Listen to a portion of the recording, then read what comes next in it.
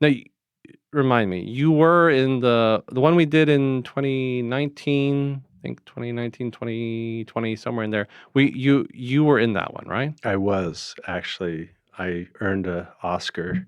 Oh. No, Do you keep it no, on your mantle at it's not my home? mantle, right? My Here's my Oscar. my 5 lines, right?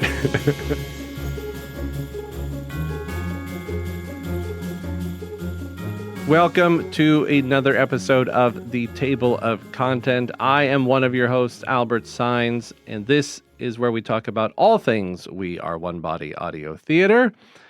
I am joined with my magnificent co-host, Michael Steele. Michael Steele, so good to have you here as always. How are you this fine day? Albert, it's great to be here. I think I'm operating somewhere on the caffeine level, somewhere between herbal tea and double espresso. That's a wide It range. it is, right? I've got the ups and downs today. I don't know why, but yeah. We'll try to keep it up for most Exactly. of the conversation. Another double espresso, please. So here we are. We're into the winter time, and here at Audio Theater, we have revived the Charles Dickens classic, A Christmas Carol. It's been years since we did our first recording, and we decided that we would do it again as enough time had passed. So we've done A Christmas Carol, and it's ongoing right now. So if you haven't known, the episodes have been playing since the weekend after Thanksgiving. So you want to catch up? Go and catch up. They'll finish up here fairly soon. So I invite you to enjoy this new recording, this new production of A Christmas Carol. But today, that is what Michael and I are going to talk about. I'm going to talk about A Christmas Carol. Now, remind me, you were in the one we did in 2019, I think 2019, 2020, somewhere in there. You were in that one, right? I was actually. I earned a Oscar. Oh. No. Do you keep it on your mantle at It's not home? my mantle, right? Here's my Oscar. My 5 lines, right? It was great. A wonderful experience. You all made me feel really welcome. I had never done any kind of voice acting before, and your team was just amazing, made me feel right at ease.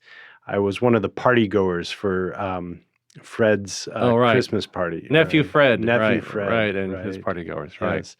But our family has listened to that, and it's actually become a family tradition. Like every year around this time, let's listen to the Christmas Carol,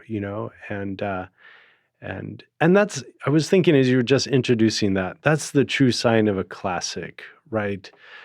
What is a classic? It's a story that survives a test of time, that with every rereading or every retelling, there's fresh perspective, there's fresh experience. And the Christmas Carol, Dickens, he was a genius, and the story goes to the heart of a lot of things, which hopefully we can get into. But yeah, I'm really excited and for this new release of the Christmas Carol. I'm glad you said that it's become a tradition for your family, because in my head, I think a lot of people have their Christmas traditions. And as far as media consumption goes, it's like, well, you've got How the Grinch Stole Christmas, you've got How Santa Claus is Coming to Town, you've got Rudolph the Red-Nosed Reindeer, White Christmas. White Christmas, Miracle on 34th Street. So there's a space now in between all of that for A Christmas Carol. Yes. So if you're looking for a space to fill, go to We Are One Body Audio Theater and pick up one of our Christmas carols, or both of them, and put that into your new Christmas tradition. Right. Yeah, so things changed as far as from when we did it the first time to now, right? The first time we did a production that was sort of completely recorded separately recorded in pieces. There was a lot Right. of audio work done in post-production to Yes. sort of put the whole thing together into its Yes. final product, and it was good. It was a lot of fun. Yes. This time around, as audio theater has shifted to what we're calling live in studio productions, Right.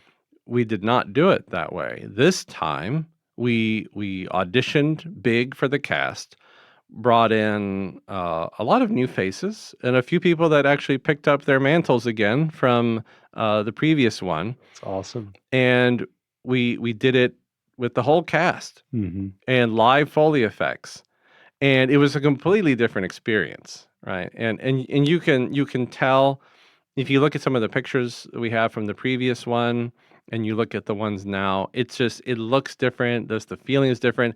The cast was more engaged as far as with each other because now they had a full cast to play off of, and that makes a Right. big difference in your performance Yes. versus us just saying, "All right, so say your lines and pretend you're talking to Fred." Right. Now you have Fred to converse with. Yes. And so it really changed the whole dynamics of it. And from our standpoint, this was just it was a huge undertaking for us. It was really months of work, but it really it produced a product that we're really happy with. Hmm.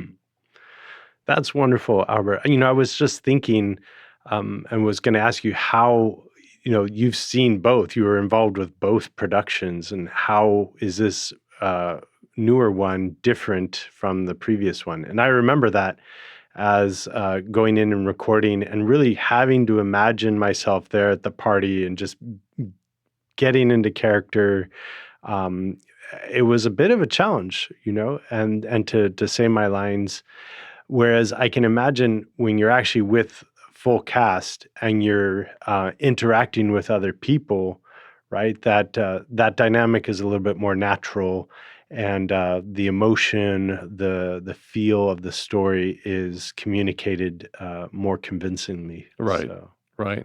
right. It's the I would say from my perspective, because I directed this one, Mm, and my perspective was that the volunteers made a world of difference. mm, Now, the cast in the first one, it was comprised of volunteers.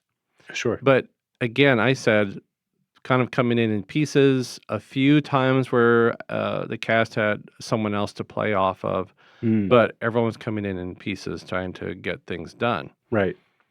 Now we had a room full of volunteers all interacting together.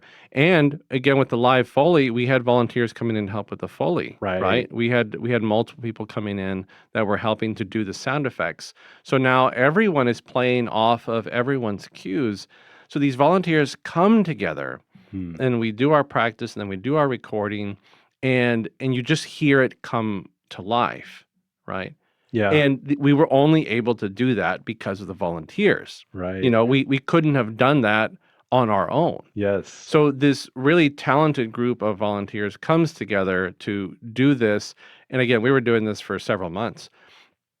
And they put on such an amazing performance. Mm, And I think that they really appreciated some of them actually brought some sort of costumes, some that were, very period specific. Our Scrooge, played by David Ceremit, he was just spot on with his outfit. He had, the sort of the sleeping coat and the hat, and then he had his yes. nice Right. top hat and his Yeah. overcoat, Yeah. and you couldn't help but feel Scrooge Yeah. from him. Yes. So our volunteers just put forth this tremendous effort Right. that, I would say that was such a huge difference. And again, I'm trying to be clear that it's just the volunteers all together. The volunteers did a great job on the first one also, Sure. but now doing this all together as one group, Yes. they just they made it happen. But David, he's quite the thespian, and I love watching him work. I love experiencing his performances, and he brings it to life. So yeah, that's great. Yeah, and again, we tried to cast as precisely as we could because there's young people in the story, and some are very young, right? So, the Bob Cratchit's family is Mm. comprised of kids from young Tiny Tim up to sort of teenagers. And, you got to sort of pass on the baton to That's one of right. your own, That's right? right. Yeah. Our oldest, Annette, yeah, she auditioned. We were both in the waiting room out there that morning of auditions. I could tell she was a little bit nervous, but everyone who was auditioning talked with us, made us feel welcome, and then we came in and auditioned. And I hadn't planned on auditioning, but I did audition for a couple of parts, and the interaction between Annette and myself, it was just a real wonderful bonding experience. And then, a little bit of, humility, right? She got the part, I didn't. So, but she was super excited to do it. And I asked her afterwards, how was it? And she's like, oh, it was great. And she kept going on, and it was wonderful. And they had cookies. So Cookies are always a win. right. So, but she plays one of the Cratchit children as well. Yeah, and she came in a wonderful dress. She came in a wonderful dress, and you don't know what some of the volunteers are going to come as, because we said, okay, minimally, we'd like for you to sort of, guys wear slacks, a button down, and a tie. Yes. Ladies, if you can wear just a nice dress. Right. But if you happen to have a period costume that you'd like to wear, please feel free to wear it. She showed up in this wonderful long dress, and she really made her part just kind of come to life really, really well. I think that she did an amazing job, and it looked like she had fun too. She did. And, we're so grateful. Thank you for the opportunity. And the dress was actually her, my wife, her mother, dabbled in reenacting for a while. So she actually made that dress, and then, it's Annette now fits it, which is like, Right. how is my little baby girl fitting into that dress? But anyways, yeah, she loves the dress. Yeah. So really, and again, and even the kids, right? Every person in their specific role did the part that they were supposed to, and they did it so well. And what a great opportunity to sort of showcase such a wide range of volunteers. Yeah. From the very young to the not so young, but the very young at heart, though. Right? Yes. To sort of bring this story from start to finish, and to tell this tale one more time. Right. Because if you look, if you do a search for, performances of A Christmas Carol kind of around the nation, and I'm sure on the other side of the world as well. Sure. This story is told every year somewhere. It is being told again and again and again and again. A lot of performances, a lot of stage performances, a lot of theater performances. Right. There's been multiple movies over the years. Like, this story just keeps going. Right. And a good opportunity for us to, do it again. Right. As you were talking, I was thinking how with this, we have the opportunity to form a community. We come in together as a community of volunteers, people who want to share their talents. And if you're watching this right now and you have a talent to share, we're always looking for voice talent, acting talent, and there'll be more such productions in the future. And just that idea of coming together as a community, to share this wonderful story at this really beautiful and special time of year. Yeah, and from one angle, I'm thinking about what you said about community. A Christmas Carol is sort of a story about community. It's a story about people, and people in different places in life. Right? You've got Scrooge himself, sort of the odious rich businessman. Right. You have the very sort of full of integrity and heart, the Bob Cratchit family, who's really not that well off, but they do the best with what they have. Right. You have nephew Fred, who seems to be, sort of an upper middle class type of fellow, Right. but living life and not letting anything spoil it. Just sort of like life is meant to be lived well. Right. Newly Newly married. Right. Or you get that impression. You get the impression he hasn't been married that long, right? Yeah, Yeah. right. And they're still sort of fairly young. You have the charitable people who just want to help. You have the other businessmen who are just business, like, Mhm. and all the people that you encounter, right? But in the end, sort of, it comes together, right? Yes, right. Scrooge has his sort of his metanoia. He, Yes. the Cratchits are well served at the end. Scrooge forms the long lost bond with his nephew Fred, Mm, and it's a story of sort of people coming together all over, sort of the umbrella of Ebenezer Scrooge and his change of heart. right. But what a great way to sort of tell a story about community. Well, let's reach out to the community and get Yes. them to come in. Yes. And so that's what we did, and that it worked out very well. Oh, So we formed our own little great community in the midst of putting on this production. that's wonderful. Wow. Beautiful. Good job. Oh, thank you, thank you. Yeah. Uh, but you know, all in all, the story itself, that was told and produced very well by all these volunteers. Mm, It's classic for a reason, but I think that core element in there. And you and I talked about the other Christmas Carol some mm, years back. We talked about it. right. Right. But Did go ahead. did we go episode by episode? I can't remember now. No, I think that we just covered the Covered whole the whole we covered the whole yeah, thing. the whole thing. Yes. Um, but that core element is never it's never overdone, which is to to have a heart Mm, of compassion, a heart of giving, a mhm, heart of understanding, mhm. one that is basically filled with God's good influence, Yes. right? Because Right. while, you get the sense that this is God's doing, right? That God is sending the spirits to talk to Scrooge. Yes. It's not sort of an overtly Christian Bible thumping sort of story, Yeah. right? So you Right. you you follow Scrooge's journey, Right. and you know that it really is sort of a matter of faith without it sort of really being sort of strictly said. Right. Yeah. So this opportunity that Scrooge encounters and takes advantage of to change his life is Yeah. the same thing that we still need to work through in our current lives, right? Yes. It's not just a nice story. This is a real thing that we are supposed to be working through. Where is Yeah. our heart? What way is it headed? Who is our heart ignoring, Right. in working to shape that, uh, again, every day of our current life? Right. I was just thinking as well, what makes the story of A Christmas Carol so compelling? And I think one of the elements is there's that saying, the corruption of the best is the worst, right? Corruptio optime pessime, right?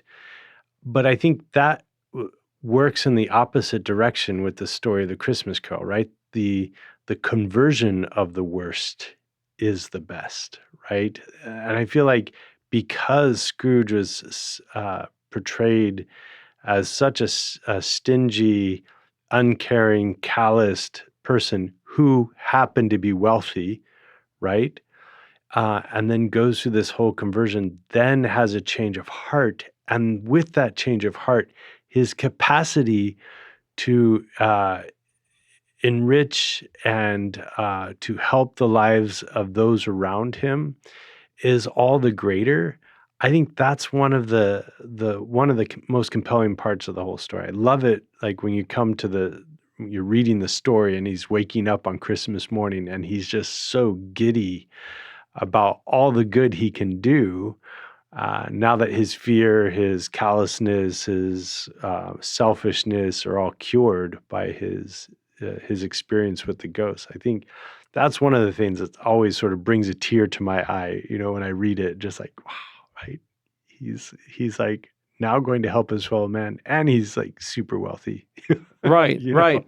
But you made a really good point. You talk about the capacity increased, right? Mm, Once Scrooge decides hmm I'm going to do good. Yeah. I'm going to do good of myself, but I'm Right. also going to the resources I have that I'm going to use those to be a good steward, to Right. be a good person, and be a good man. And that concept of, test God's generosity, you know, I'm going to give this much. Yeah. And you're like, okay, you did a good job. Now you get in return that much more, and not necessarily in monetary means, Right. right? But the gift given back to Scrooge is this capacity, because he had no capacity to love. Right. I mean, he had no capacity to feel. He did at one point, but he Yeah. basically like shut it down Yeah. by becoming stingy, by being greedy, by being selfish. All these things, unfeeling, uncaring, unwanting, unneeding. There's a great line like in the beginning of the story where he's basically being described as no cold could chill him and no heat could I Yeah. think Could basically warm like him. could warm him, Yeah. right? He was just impervious to everything. Mm-hmm. He makes his decision, he makes his change, and now his capacity to receive, Yeah. not yes, his capacity to give increased, but his capacity to be able to receive all of the good things Right. has grown exponentially. Yeah. So like that first encounter when he opens Yeah. up the window and he talks to the boy, Yeah. he goes on praising the boy. What a marvelous young lad. I love talking to him. Yeah. Like Right. he Yes. he couldn't have done that the day before. He's Right. receiving the goodness from this Right. boy down in the street that he's hollering at to Yes. go get the prized goose. Right. So, he can give more and he can receive more. Yeah. What a great story. Yeah. Right. He's delighting in just the conversation of the boy. And you're right. He couldn't have done that before the visitation of the spirits. He's all just kind of wrapped up in his self, right? Yeah. Wow. Beautiful. Yeah, and we we went through the story, Mm. and this gave an opportunity as we were performing doing the recordings, some of the actors to actually sort of interact, right? As I said. Sure. And a Yeah. great example is in the Ghost of Christmas Past when they go to Scrooge's where he apprenticed at Mr. Fezziwig's. Oh, right. Yeah. And this party happens. Yes. And we brought in uh a violinist, Lisa Thakra, and we had her sort of play as in the style of a fiddle. Okay. Oh. And David Surratt, our Scrooge, kind of decided to start dancing, Oh, right? my Just goodness. sort of in place. Yeah, sure. And he put on this big smile. Yeah. And he was performing for the moment, right? That because Scrooge is enjoying seeing the moment. Yes, right. Yeah. So he's sort of joining in. But what David actually did, right? We're Yeah. talking about the capacity being increased by a good experience. Right. The other actors wanted to sort of start dancing, and it just was like, so I remember getting on and saying, hey, if anyone else wants to sort of move and dance a Yeah. little bit when the fiddle is playing, Yeah. then please feel free to do so. Oh, it's awesome. But it's this sort of positive energy. Again, it was the scene, but I think that everyone's capacity was increased Yes. in this moment Yeah. of where everyone's supposed to be celebrating Christmas, right, or Yeah. Christmas Eve specifically, and the story just has that ability. It has that sort of power, right? Especially when you see it in a performance. It's a good book. It's a great story. Mm-hmm. But to see it performed, you can sort of feel this energy. It brings it alive. Yeah. I'm looking forward to seeing it. Yeah. Yeah, it should go down for as one of our really sort of great productions. Mhm. It'll probably be a while before we pick up that mantle again, but Sure. definitely a lot of good came out of it, and the opportunity to share this story again is just, it's a good opportunity. Right. Any opportunity to share good stories, a good opportunity for audio theater. Right. And this is something that audio theater you've all been doing relatively recently is these filmed live recordings, as you were talking Right. about earlier, Right. right? So not only is it just live and people are coming together and they're acting it out, but it's being filmed as well. So yeah. Yeah. So really, we're looking ahead a little bit. We plan on doing more of these types of productions. So, I appreciate, you kind of doing the shout out earlier for if people are looking for a place to participate. Well, we're looking for volunteers. We've got a lot more stories that we want to tell, but they need cast, they need volunteers. Mhm. Um, so if you go and you watch our Christmas Carol recordings, which we hope you do, Mm. and you see an experience and you think that looked like a lot of fun, I'd like to do something like that. Well, send us a message. Come on down and visit us at our studio, at our office. We would love to get to know you, and we'd love to give you the opportunity to perform or use your skills. There's lots to do here. But yeah, it's a very good example.